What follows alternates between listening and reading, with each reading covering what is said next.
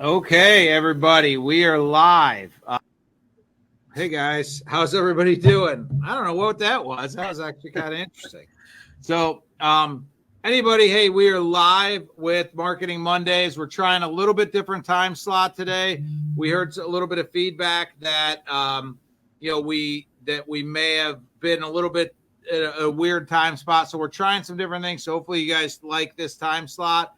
That being said, I want to welcome Ronnie, my co-host, into the podcast, and just let you know that we are going to try around with different time slots. So if you have a preference for what time you'd like us to do the live broadcast, go ahead and put it in the comments. We'd love to know what would be the most beneficial thing for you. I see Tim Johnson just logged in and left a comment. Tim, let us know what time would be the most ideal for you for us to have this session, because we're trying to figure out what the best time is. So if you've got some feedback, anybody that's watching, go ahead and put that in. Hey, David, good to see you coming in from the West Coast. If you've got a time slot, I know this is 3:00 in the afternoon for you. So if you guys have a time slot that would work for you, Robert joining us. Good to see you too, Robert. Again, I'm hoping that this later time slot works a little bit better with the West Coast. So far, we're seeing a couple people come in from California. So that's always good to see, but please let us know what time you think would be the best for this Marketing Mondays, and we'll try to align that. We're obviously not going to be able to make everybody happy, but we will try to, make as many people happy as possible. Tim said 6 p.m. is good with him. 5 was tough. So again, that's a move in a positive direction, doing it here at 6:00. So as always, that we've always done with Marketing Mondays, if you have a question that you would like answered with regard to marketing in any way, shape, or form, go ahead and put it in the comments, and we would be happy to try to answer that on this during this half hour live. If not, you could always send it to me via email or send it to us later. We do have some questions that have come in that we're going to go ahead and tackle as a group. Both Ronnie and I discuss them. But if you guys have some questions, by all means, put them in the comments, and we will be sure to make a priority out of getting to those during this broadcast. So with that, how's your week starting off, Ronnie?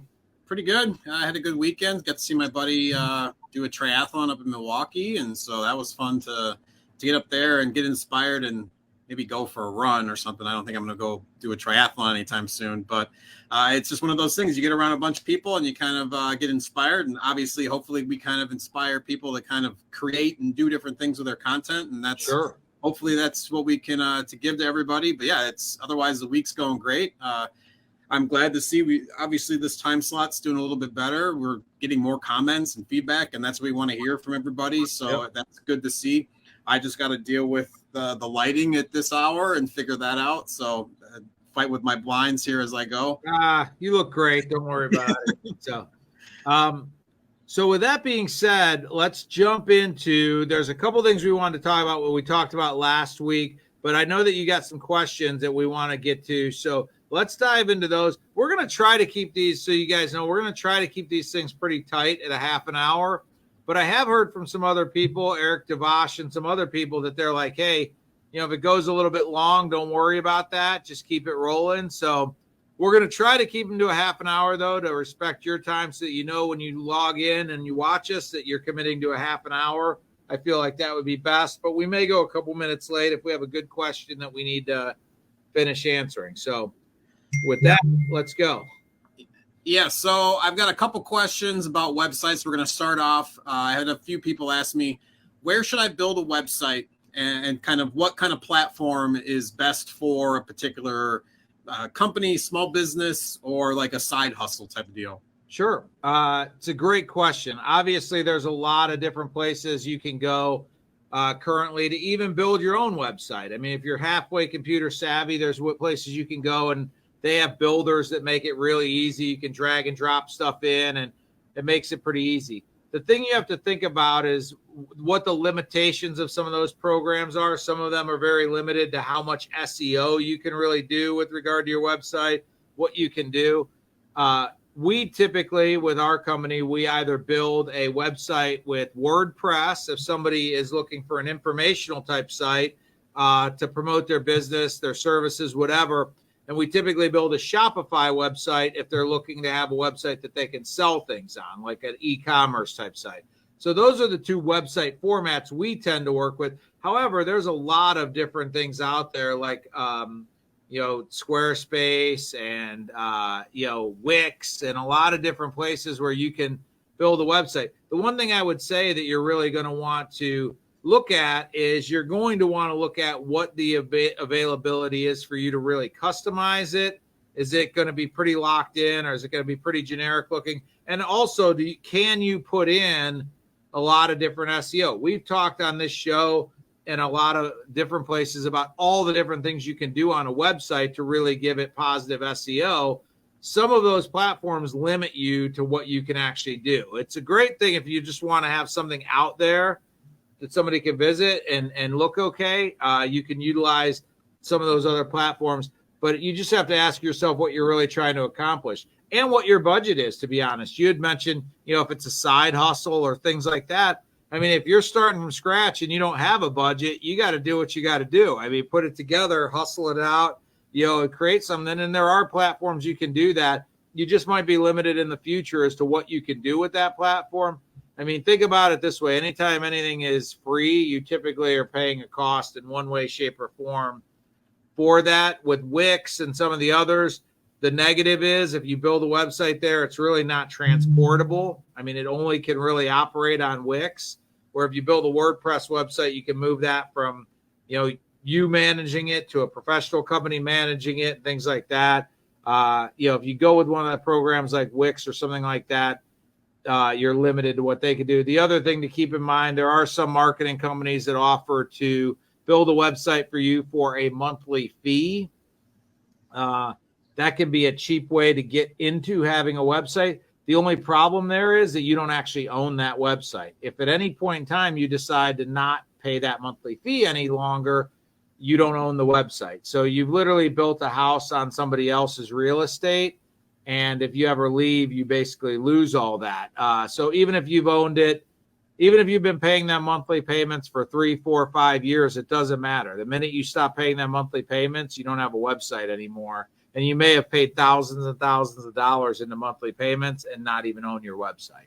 So, man, that was a long-winded way of answering your question, but there you go. I was going to say, too, and that also, it's understanding. I think understanding the website as a whole, like understanding a hosting fee is a monthly fee, but that's not actually like I'm going to build your website and charge you monthly for a specific, like for this website. So you might be paying a lower amount, but then they're charging you hundreds of dollars a month to actually run your website. So that could be something different. So hosting is, you can't get away from that. Hosting is, if you're going to have a website that's live, whether Wix is packing it into their monthly fees or whatever, you are going to pay a hosting fee no matter what. If you're going to have a website online, you're going to have a hosting fee involved. No, absolutely. To answer this question, I use Squarespace for a couple people, and then obviously working with iMagnet and understanding and getting a better immersion into the WordPress. I personally like that just because of the customizations, like you said, the ease of doing the SEO and kind of all. You can find it on other ones. It just might be a little trickier. And obviously there are cheap sites. I think we talked about earlier today in our meeting about like running a thin website. So even if you need to have some sort of a site up, it's going to benefit you to have a 2 or 3 pager versus trying to put like everything you really want to put out on a website. So it's trying to understand what, like you said, what works best for you for your budget or for what you actually want to try to do. If it's something that we do Shopify accounts and stuff like that. So it depends on if you were trying to sell something or just kind of have a service. Sure. We got a couple questions, I think, coming in. I'll let you go ahead and take those, Ronnie. And yes. So Tim's asking is there a thing as to post too much? I have one guy that I follow that kind of want to get when I get notified because he posts so much. So he's wondering, he wants to know if it's good to kind of post so much. He almost wants to unfollow him because he's getting so many post notifications. I think at least I'll jump in and just mention if you have notification pings coming for certain people, see if you can take that off, because obviously he's marketing to a specific group of people that if they're wanting that content out a bunch, like if it's Gary Vee or something, like I like getting multiple pieces of content from him a day. So it kind of depends if that's really worth your follow, if that's something that you really want to follow, if he's actually providing good information, or if he's just posting random things. And so that kind of goes with your social media strategy, is kind of have a specific niche that you're going to constantly be marketing to, rather than like, I'm going to pull this, I got a funny quote, I'm going to kind of post this music thing. And I had that issue with my business account. I was posting Formula One stuff and some other things, and it's like, no, I need to focus on what I want to be pushing out and put the other random stuff kind of more on my personal account. So it depends on what you want to follow. That's up to you if you want to unfollow him or figure out a way to take off the notifications, and so then you're not getting pinged every time that he's posting. So that might be something to think about. Yeah, I agree. I would say, where you say, where Tim, where your question is, I know they say more throughout the day is best. If I only see his, I would say, I do feel like unless you're a really big name or something like a Gary V or whatever, or if you have something really unique to say or unique to add to the conversation, I like social media should feel natural. I feel like don't get yourself caught up in a thing where I need to post 3 times a day. And even if you don't feel like you have anything good to talk about or good to say, doggone it, you're going to post 3 times a day. I feel like what you're basically telling me, and I'm reading a little bit into this, Tim, is that you're not getting value out of what that person posts. What Ronnie says is he doesn't mind getting posts from Gary V multiple times a day, probably because he feels like he derives value from it. What I reading between the lines with what you're saying, Tim, is I feel like what you're saying is you get a lot of posts from him, and some of them you don't feel like you get value from, so you feel like it's too many of them. So I would say always quality over quantity. If you're bringing value to your posts and you're posting good things, I don't think there's a such thing as too many, but you have to really ask yourself, are you really bringing value and are you really bringing good content? Or are you just in a mode where you feel like I've got to post 3 times a day or I got to post twice a day?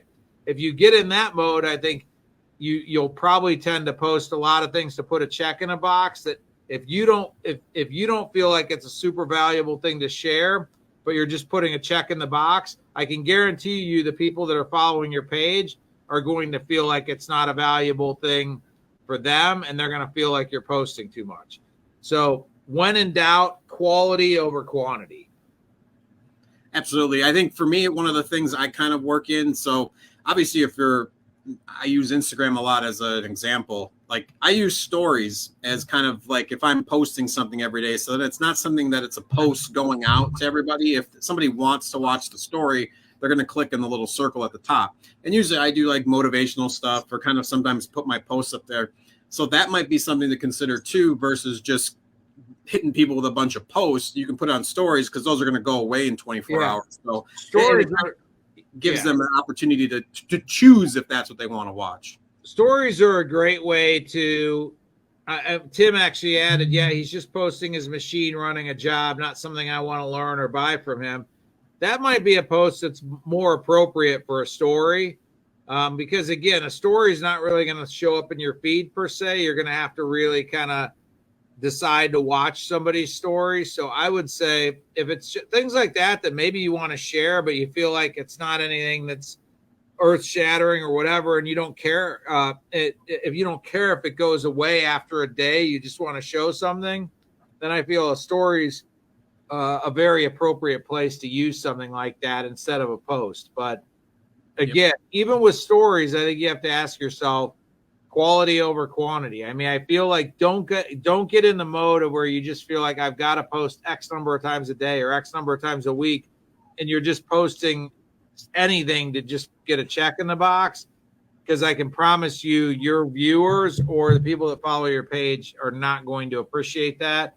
But by all means, if it's in a single day you have 5 great things you can post about that bring value, post all 5 things. No, completely agree. And he did have a second question that kind of follows up with one of my questions here too. He's wondering about, how do I work with my focus keyword? Is that something that only works if you pay for the SEO plugins, or is there a good way to do it on your own? And then I had a follow-up question that I've been working with some people about.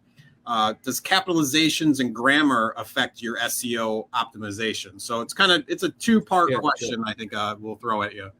Tim, if you have a chance to comment, can you clarify, are you talking about like on a WordPress website, or if you could type it in really quick? I'd love to answer this, but be as specific as I can. So while I'm waiting for you to potentially type that in, focus key phrases are something like when you have a page on a website or a blog on a website or things like that, you're typically going to choose e-commerce. Okay, so you're typically going to choose what the most appropriate key phrase or what you want that page to represent.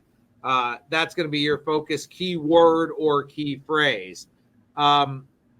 Typically, again, we do a lot with, if you're using e-commerce with Shopify, there's a place that you can really load a decent amount of SEO in with Shopify. If you're using WordPress, we either use one of two programs, both of which are free for the basic versions. One would be called Rank Math, and one would be called Yoast.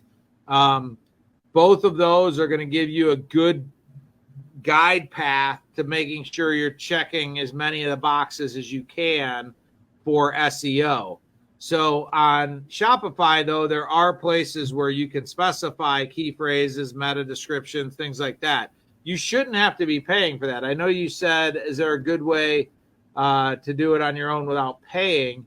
I believe there's decent capability in Shopify just for free, Tim. And, again, it's just WordPress. Yeah, I tried them both, but it only tells you I don't have a good key phrase.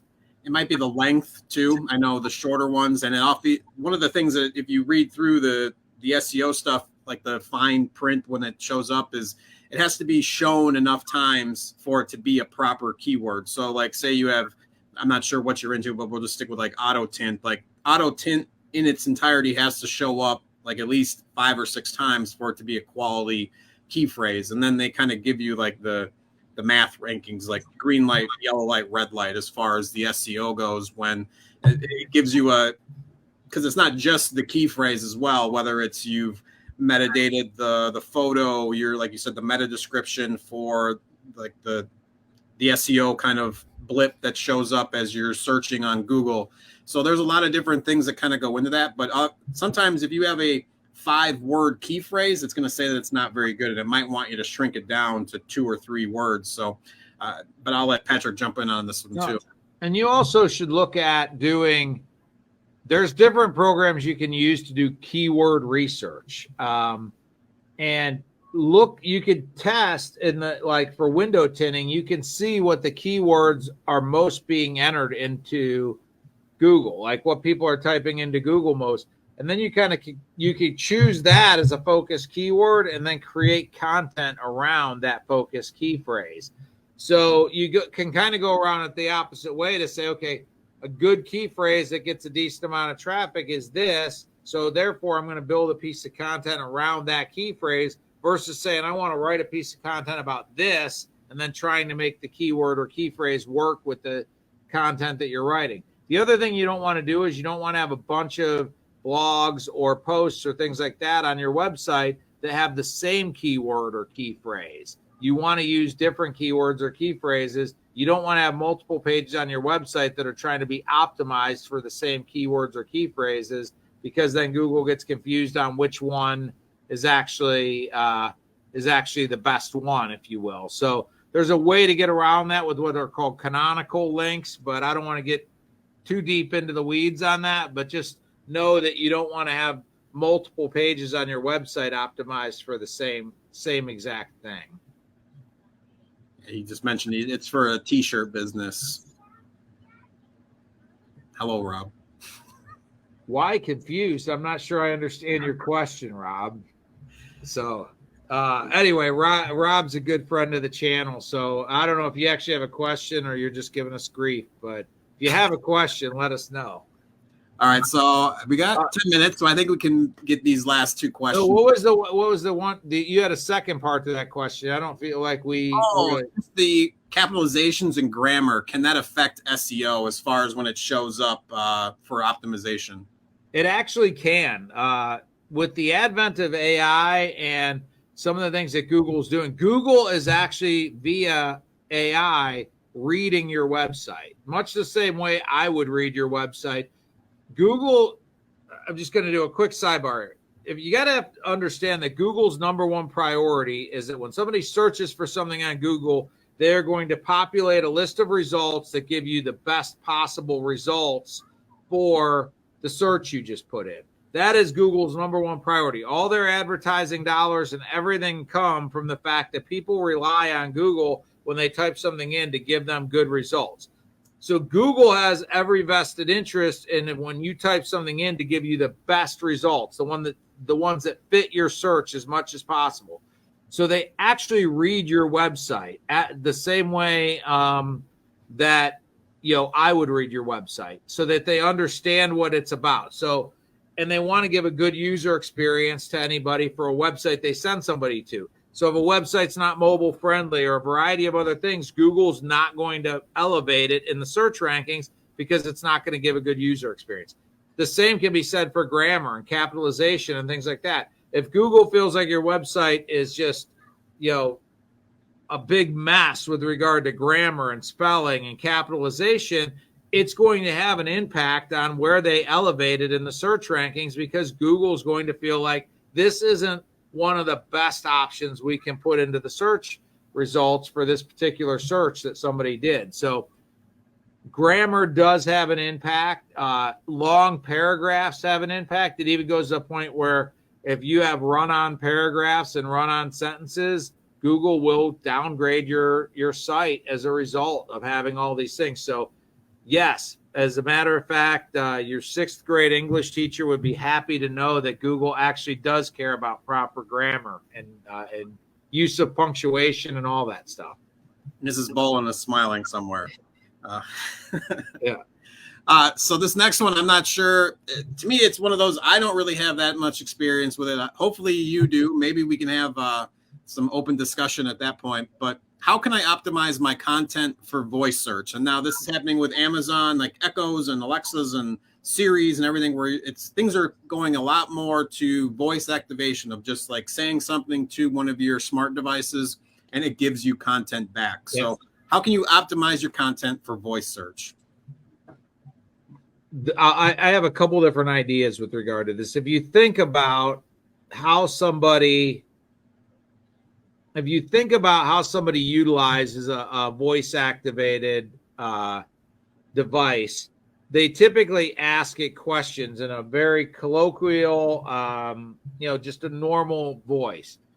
So a lot of times when this kind of ties back into Tim's question about keywords and key phrases. A lot of times people will optimize something for, automotive window tint, and maybe to use, because, Tim says tint, so automotive window tint, and maybe their blog is perfectly optimized for automotive window tint, but if you're perfectly optimized for something that somebody isn't searching, somebody doesn't typically use like Siri or something like that and just say automotive window tint.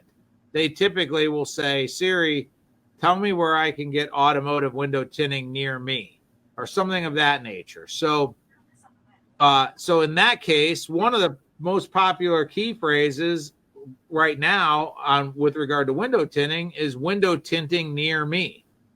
That's one of the top search terms.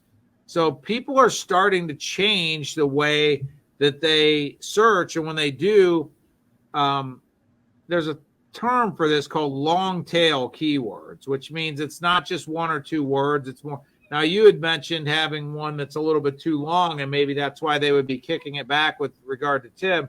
In some cases, you want to have a key for a word or key phrase. If you find out by doing keyword research that window tinting near me is a very popular search, it would be very appropriate for you to create some content around and utilize the language on your website of the words window tinting near me. That's going to help you come up for some of those voice search and things like that. There are certain strategies and things like that you could use. One sec. I know our AI is going nuts because we're talking about this stuff. My phone was. I was like, my phone is actually trying to get involved in the conversation. Yeah, exactly. So But that's anyway, what's going to happen.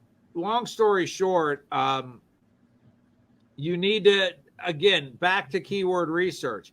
If there are key phrases and keywords that people are using, you need to have content on your website that corresponds to that keyword or key phrase, and that's what's going to allow you to come up. As voice search begins to be more and more popular, I think there's going to be certain hacks and certain techniques to do that. But as of right now, I think the biggest thing for people to do is think about how are people, if you had to sit down and say, okay, put yourself in the position of somebody sitting in front of a computer to search for your product or service, what are they typing in? A lot of times we get trapped into utilizing industry vernacular and things like that we all understand, but nobody outside of your industry utilizes that word or those word phrases or things like that. So the problem is that you might have pages on your website that are perfectly optimized for keywords and key phrases that nobody's searching for. So technically your website is SEO'd, but it's SEO'd for stuff that nobody's searching for. So it is really important that you make sure you do a little bit of keyword research and make sure you, again, a good litmus test is if you were to sit down in front of a computer and type something into Google to ask it a question or to ask it for how would you type it in, and then start to build out your keyword strategy around that. A good example in the window tinting industry is a lot of people in the industry utilize the term flat glass or residential window tint or residential window film. Problem with that is nobody outside of our industry utilizes those terms. They use terms like home window tint, home window tinting. Nobody uses the word flat glass. I mean, most people outside of our industry would be completely lost. They'd never type in flat glass in Chicago, Illinois, because they would never use the word flat glass. So anyway, just, even we use the word commercial window film a lot of times, but a lot of times people would use the term office window tinting or something like that. They wouldn't use the word commercial. So you really have to think about what people are actually typing into Google and then create an SEO strategy around what people are actually typing into Google, not what you think they're typing into Google or what you think should be optimized, what they're actually typing into Google, and then optimize around that. Yeah, I was just going to say, I'm sitting here. I was trying to find a sheet. There was this website I found through TikTok that would give you the top 50 searchable key phrases and stuff that people are asking. I'm actually going to put it in the comments. I found it. It's called Answer the Public. And so you just go in there. If you were to type in window tint, it's going to give you a bunch of different options as far as what those key phrases or people are asking. And sorry if my son's screaming outside. And so it kind of, you can use those as far as how you end up using that in your key phrase, or you can take that and then try to answer it in a question, a blog post, whatever it might be. So then it kind of gives you an ability to answer those questions that the people in your market are asking. So hey, I hope you guys are paying attention to that, because what he just shared is pure gold. I mean, if you are looking to create content that sort of hits on certain things, that website could tell you what people are actually searching for and give you a lot of good insight into what type of content you should be creating on your website. Real quick, let's try to answer Billy's question, and then we're right up against it. So do you want to read that one?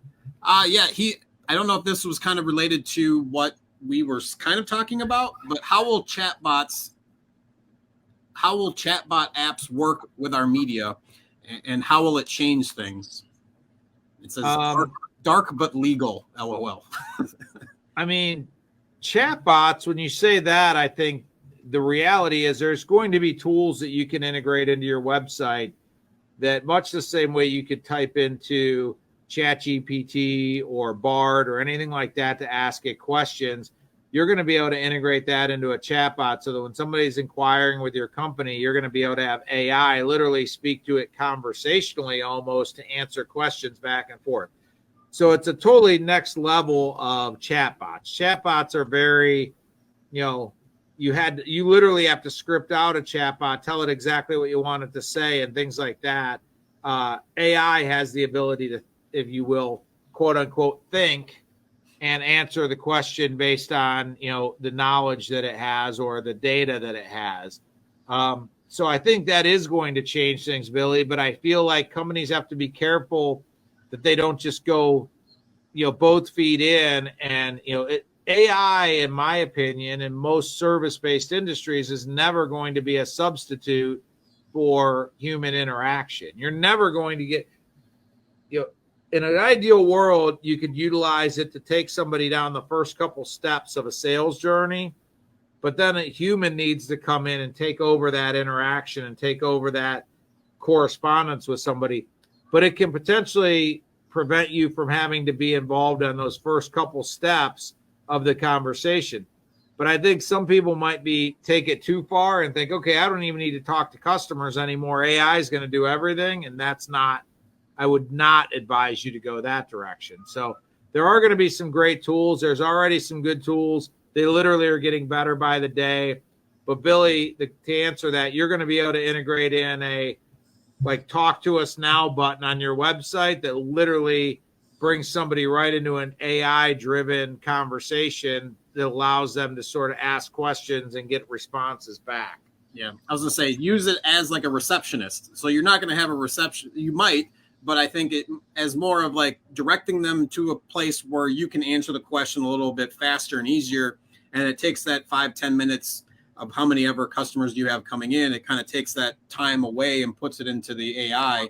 And then that way, what the person's looking for, and it gives you background on where they're at. And then you can go in and kind of pitch the sale from that standpoint. But don't think of them as a salesperson. Think of them as an admin assistant or something that can kind of filter through and answer the call or answer the text. And then that way you can save some of that time versus, like you said, don't use it to replace yourself. Use it as a way to kind of save some of the time of getting information from them. And you said, I'm wondering if it would be used as I'm not sure what that is. Good tool. He tried to tool. To replace the, it could be definitely used as a good tool. I think that AI is exactly that. I mean, there's going to be AI right now. You should be playing around with it, learning more about it, because there's going to be some great tools that come out. Heck, I was even thinking while we were talking, the answer the public thing.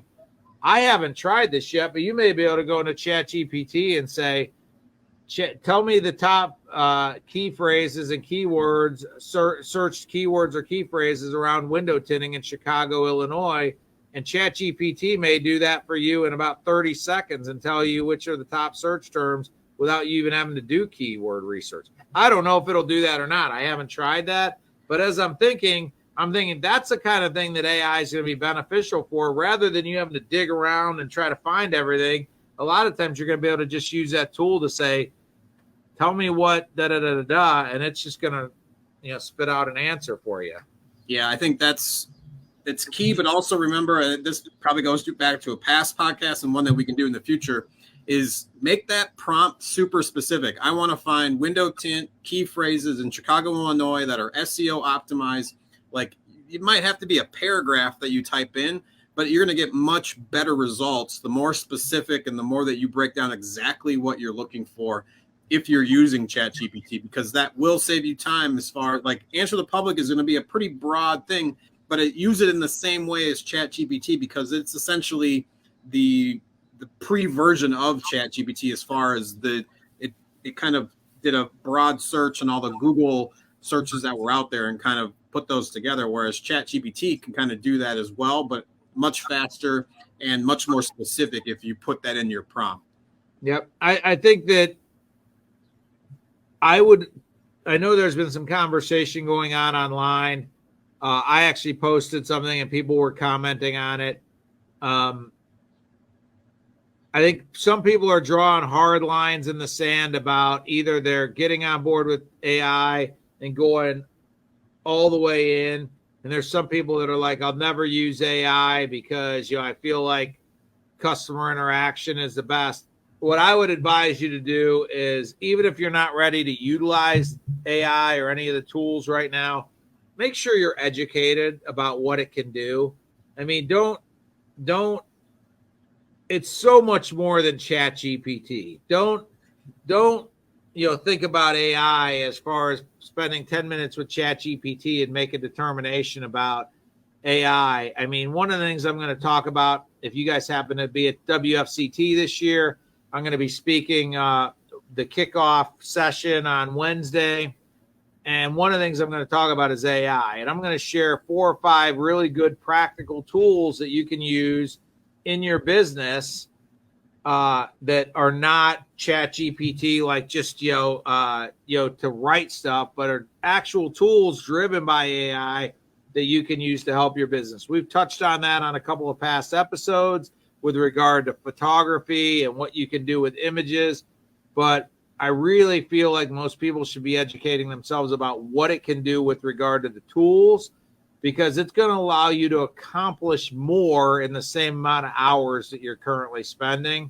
And that's where it's going to be valuable for you, is it's going to allow your hours. You're going to be able to, time is the most valuable resource we all have. If we can utilize tools to claw back some time, that's where it's going to be valuable. No, exactly. I think everybody, you're going to have decisions to make. I think AI is not going away, whether it's your competitors using it. Like you said, educate yourself. So at least if it's something that you're not going to use, how other people are using it. So, and I think that will just help figure out ways for everybody. And this thing is going to evolve. And ChatGPT is going to be way behind us in 2 years. So it's going to be a whole new version. There's already GPT-4. So it's already been upgraded once, and it's going to continue to get better and better and more human-esque. But it's like you said, it's not going to be a human, at least for a few years. But it's going in a way that's progressing in a way that's might be faster than a lot of us are expecting or wanting it to. Yep. So with that, we are a little bit past, but I feel like we filled this 37 minutes with a lot of good information. So I appreciate everybody logging on. I appreciate all the questions, all the feedback. Again, if you want to leave in there whether this is a good time or not, whether there's a time that you'd rather have us at, it seems like this, just based on the interaction of this video, it seems like this is the best of the times we've tried so far, but we'd always love to get your feedback. Thank you for tuning in. And with that, I'd say let's go ahead. We'll see everybody. Make sure you go to YouTube. We're going to break this up. And also check out the iMagnet Instagram page. We're going to break these on the reels. I just want to make sure everybody's out there following all of these pages and sites so that we can get more people involved and get more feedback and more questions. Yep. Thanks, everybody. Take care. Have a good week. Thank you.